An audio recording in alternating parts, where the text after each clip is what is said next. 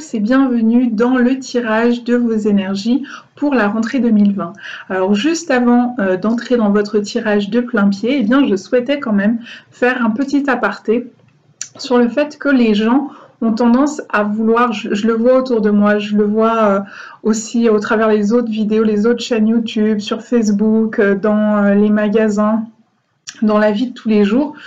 On dirait que les gens courent après le temps. Là, j'ai vu que certaines personnes avaient déjà publié depuis le mois de juillet, depuis un moment début août, les tirages des énergies de la rentrée, que d'autres personnes publient déjà pour l'année 2021, ou que ça va venir au mois de septembre-octobre. Ensuite, on envoie pléiade de tirages pour l'année 2021. Entendez que tout ça, c'est courir après le temps. Or, ça vient un peu percuté en contradiction ce fameux adage dont tout le monde parle dans le milieu de la spiritualité, qui est le vivre dans l'ici et maintenant, dans l'instant présent. Vous comprenez bien que quand on en est déjà à présenter les cartables au mois de juillet alors que les enfants viennent juste de quitter l'école, quand on est déjà en train de voir les décorations d'Halloween fin septembre, début octobre, ou encore les décorations de Noël ou les jouets à partir de début novembre maintenant, on est comme ça dans une course après le temps un petit peu effrénée.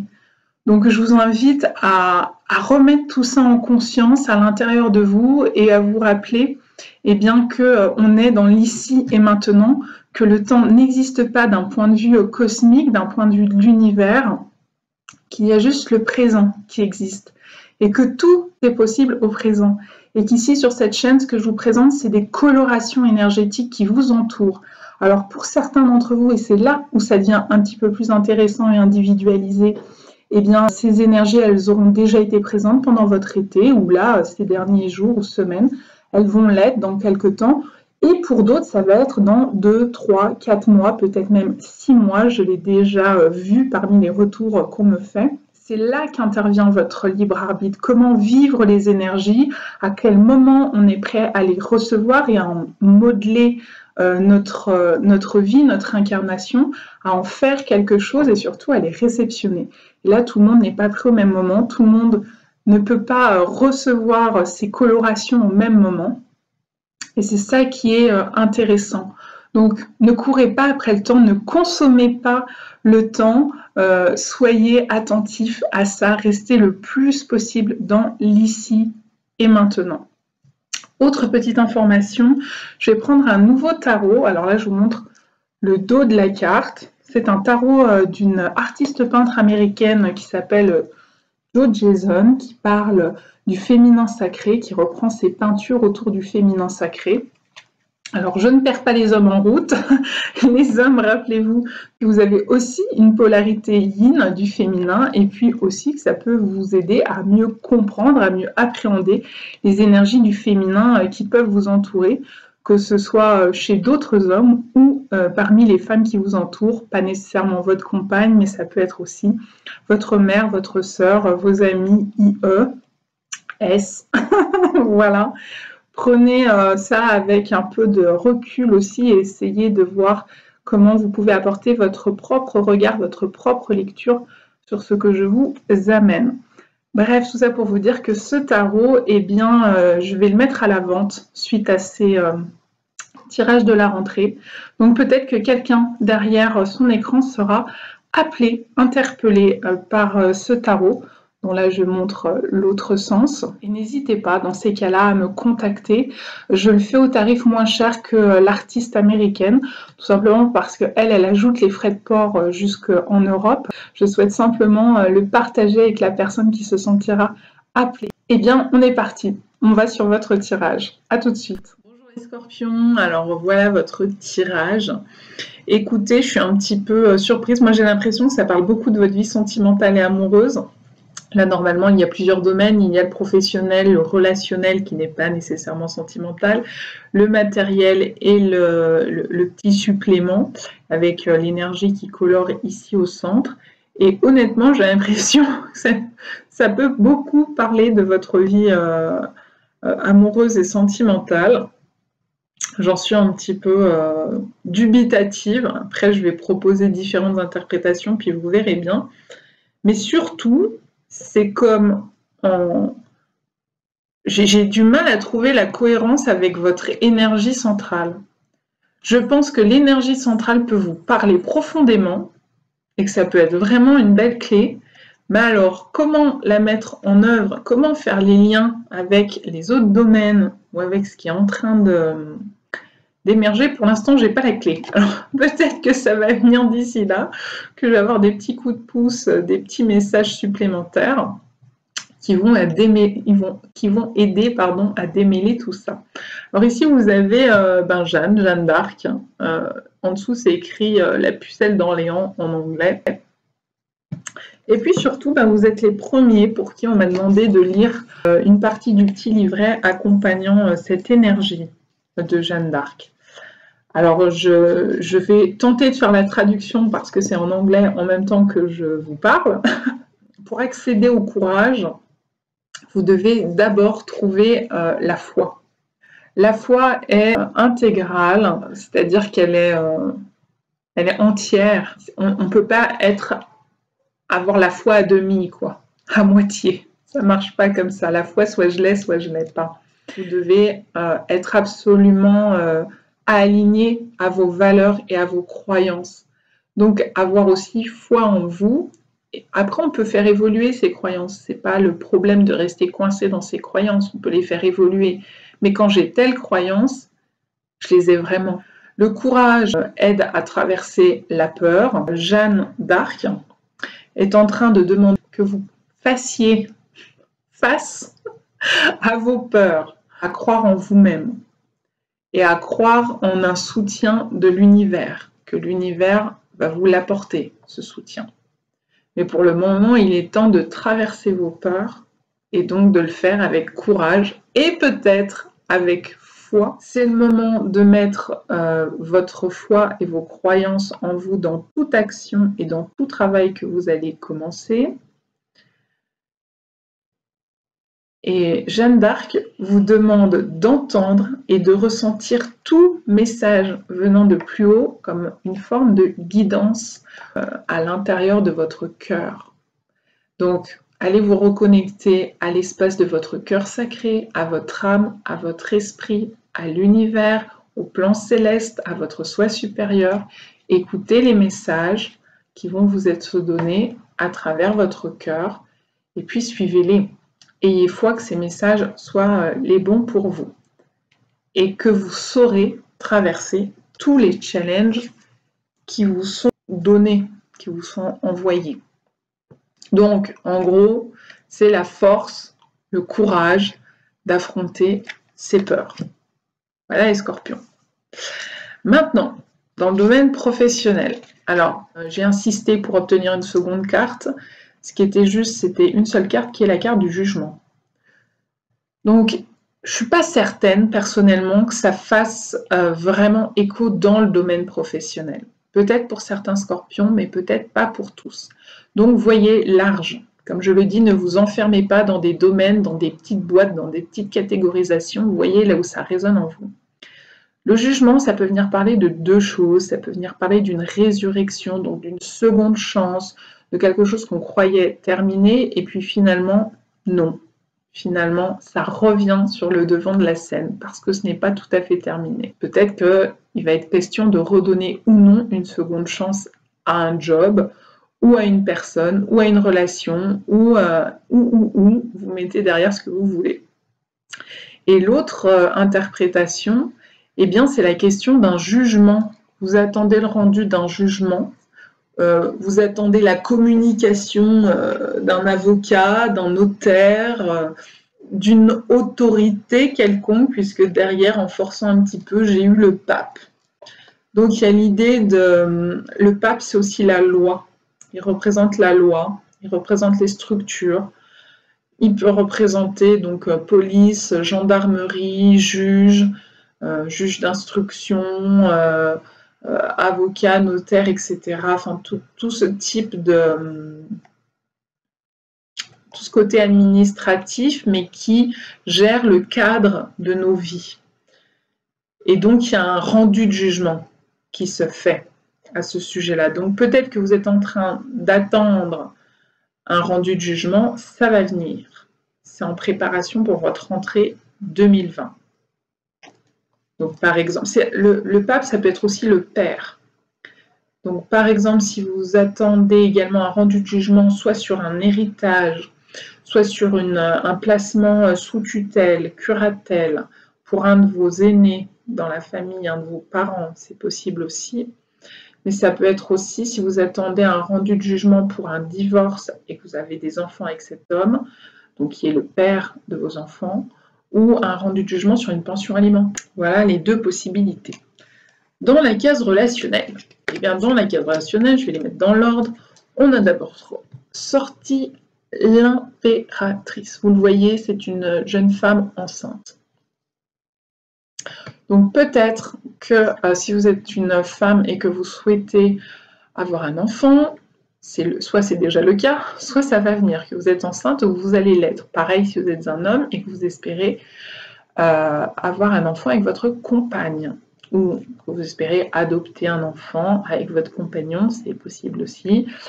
Ça vient vous indiquer qu'effectivement il y a un terrain fertile, une relation fertile, une possibilité d'agrandir la famille. Suivi d'un autre arcane majeur qui est le fou, qui est on entre dans un nouveau cycle. Alors peut-être qu'il y a une rencontre qui va se faire pour vous, une rencontre amoureuse, une rencontre amicale, une rencontre professionnelle, mais qui sera fertile, qui va vous apporter quelque chose à court terme, à moyen terme, à long terme. Et juste derrière, on a le page de coupe. Alors le page de coupe, il peut venir offrir une proposition sur la table. Alors c'est peut-être proposer de fonder une famille, de faire un enfant avec quelqu'un, et de prendre le risque de faire le grand saut, comme on dit. Surtout que cet arcane en anglais, donc The Fool, on parle de leap of faith. Donc, vous l'entendez, il y a le mot foi qui revient un petit peu à cet arcane de Jeanne d'Arc. Faire le grand saut et avoir foi. Les pages de coupe, ça peut être aussi des excuses. Quelqu'un qui présente ses excuses, ou vous qui allez présenter vos excuses à quelqu'un, et c'est comme prendre le risque. Quand je vais oser demander pardon, je vais oser présenter mes excuses, je vais oser prendre le risque de tendre la main à telle ou telle personne, en espérant derrière que ça soit fertile, donc que mes excuses soient acceptées, ce qui viendrait faire écho à l'idée d'une renaissance, d'un renouveau relationnel, de donner une seconde chance. Peut-être que vous attendez des excuses de la part de quelqu'un et que ces excuses vont arriver et que ça va venir vous dire bon d'accord, on se redonne une seconde chance. Alors ça peut être en amitié, hein, c'est pas nécessairement sur le domaine amoureux.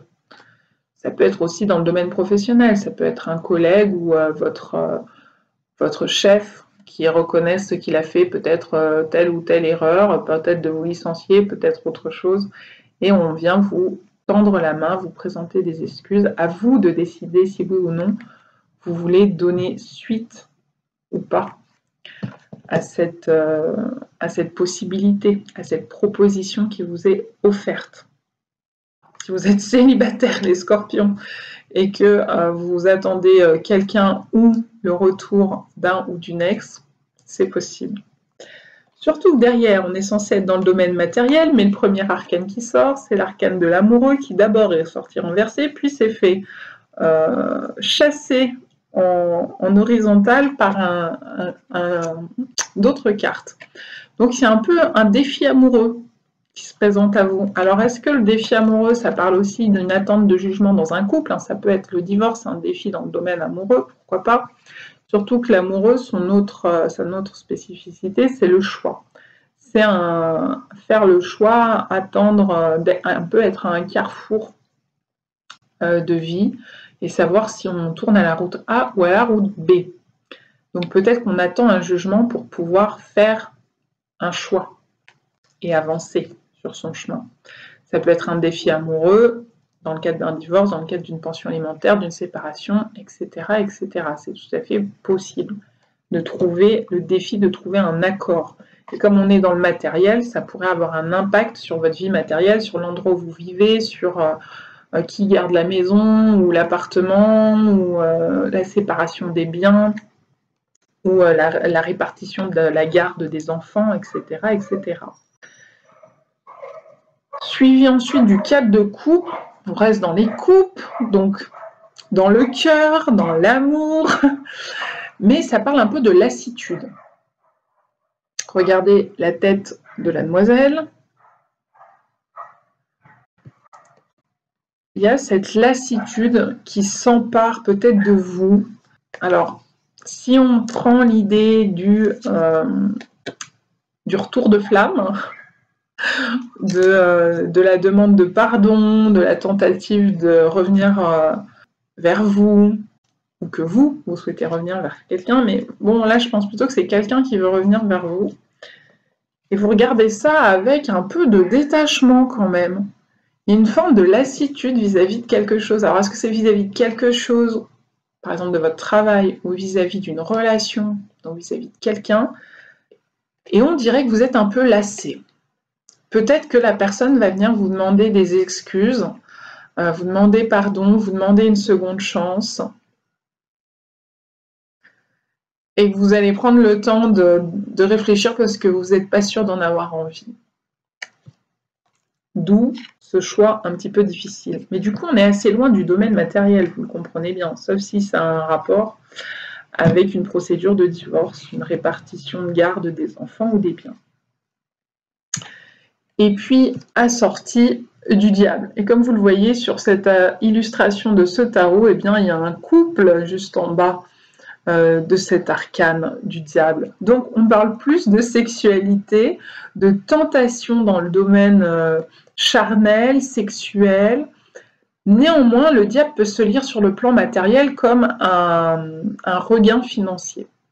Mais il n'y a pas trop d'autres cartes qui viennent nous dire ça. Alors, je vais avoir tendance à aller pencher du côté toujours relationnel, sentimental, qui dit qu'il y a peut-être une tentation de renouer avec la personne, peut-être qu'il y a une tentation sur le plan physique, sur le plan charnel, sur le plan sensuel, sur le plan sexuel, avec cette personne, une sorte de magnétisme, une sorte d'attraction. Mais attention, attention parce qu'on a quand même vraiment les amoureux en défi, quoi.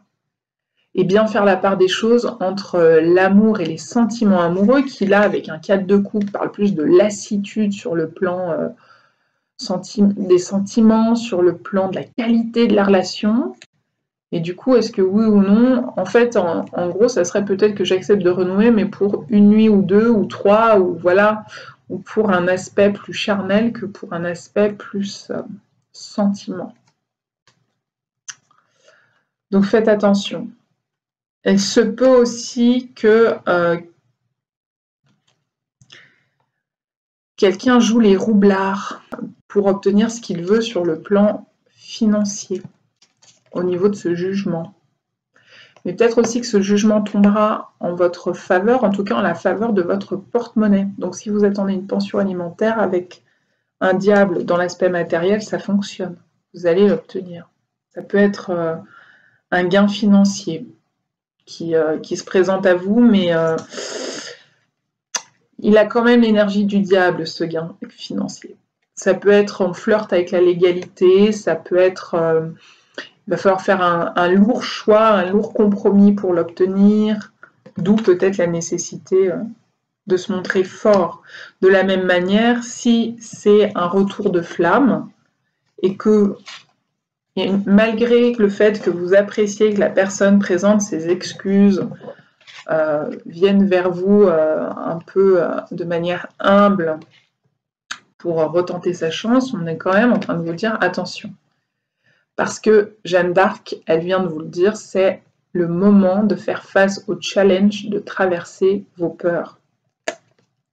Et peut-être que le diable représente toutes ces peurs. Donc c'est est-ce que j'accepte de faire face à mes peurs et de passer outre, ou est-ce que je me fais embarquer par mes peurs et que je vais faire des choix qui ne viennent pas du fin fond de mon cœur, des choix qui m'arrangent peut-être sur certains plans, comme le plan financier, que je vais faire des choix par défaut, vous voyez, parce que je ne veux pas faire face à mes peurs. Donc peut-être qu'ici, l'amoureux qui parle du choix vient faire vient mettre en lumière l'idée de est-ce que je fais face à mes peurs avec courage ou pas? Est-ce que je me laisse guider par mon cœur sacré qui sait ce qui est juste pour moi? On vous l'a dit ici de bien suivre vos croyances profondes et pas de vous laisser embarquer par exemple, Jeanne d'Arc aurait pu dire mais moi j'ai pas envie de finir sur un bûcher, tout le monde me prend pour une folle parce que j'entends des voix, donc du coup je vais laisser tomber pour avoir la vie sauve. Mais elle était tellement convaincue de ce qu'elle a entendu, d'avoir été guidée par une profonde guidance, que ce soit intérieure dans son cœur, que ce soit venant de plus haut, peu importe, qu'elle a fait le choix de passer outre sa peur et de suivre son ressenti profond. Vous comprenez ce que j'essaie de vous dire? Je suis pas sûre d'être claire. Je suis pas sûre d'être claire. En gros, c'est est-ce que je me branche sur le courant peur ou sur le courant amour? Et là, je vous renvoie à la vidéo en question qui en parle. Comment je prends mes décisions? Est-ce que je me laisse guider par la peur ou par la raison ou par l'argent? Ou est-ce que je me laisse guider par une guidance plus profonde, plus intérieure, de mon soi supérieur, etc. Et là, on vient à nouveau vous mettre en garde là-dessus. À nouveau, ça c'est la carte du choix et vous le voyez, elle est renversée. C'est la carte du chemin, mais qui propose un choix. Là, je vous le redis, le choix, à la base, il était renversé, puis là, il s'est présenté ensuite en challenge. Donc, c'est un choix très challengeant. Mais là, déjà, tout à l'heure, dans le mot, dans le texte que je vous ai lu, ça parlait de challenge.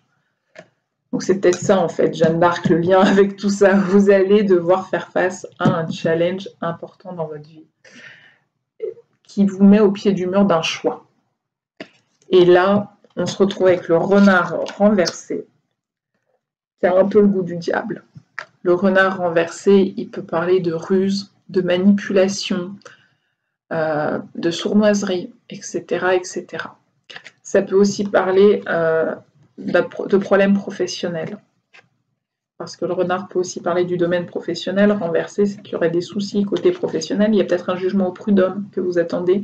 Peut-être des difficultés avec votre ancien patron ou votre patron actuel, pourquoi pas. Il y a peut-être aussi un choix à faire sur le plan professionnel. Et là, on vous met en garde parce que les deux énergies sont renversées. Donc peut-être que vous aurez envie de faire le choix de l'argent, que ce sera l'argent qui va guider votre choix. Parce que vous avez peur d'en manquer. Et là, à nouveau, attention. Traversez vos peurs plutôt que de les laisser vous guider. Voilà les scorpions, ce qu'on pouvait dire sur votre tirage, qui n'est pas évident, je dois bien le dire. À bientôt!